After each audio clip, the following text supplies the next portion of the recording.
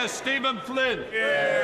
Thank you, Mr Speaker, and can I begin by also welcoming the member from South Thanet back to the chamber. He is indeed an inspiration to all of us. Mr Speaker, speculation is rife, so I think the public deserve a clear answer to a simple question. Does the Prime Minister intend to call a summer general election, or is he feared? Mr Speaker, as I have said repeatedly to him,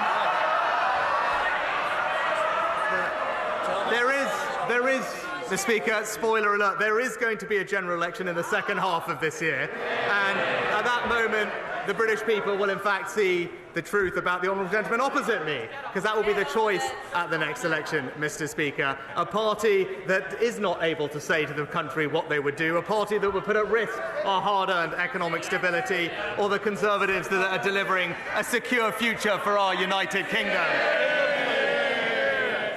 Mr Speaker, he continues to play games with the public, but whilst he does that, let's get back to some serious matters.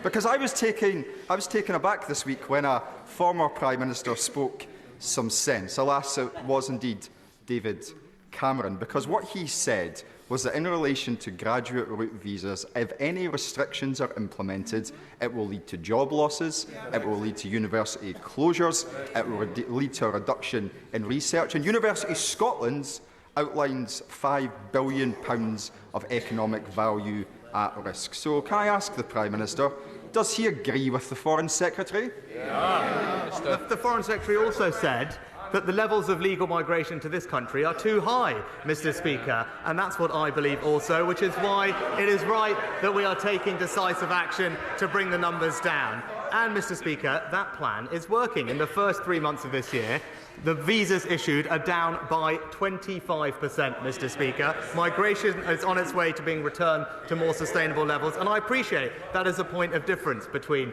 the Honourable Gentleman's Party and indeed the Labour Party and us. We believe that the level of migration needs to come down to more sustainable levels, so we ease the pressure on public services, and everyone who comes to our country must indeed contribute economically. That's the migration system we will deliver.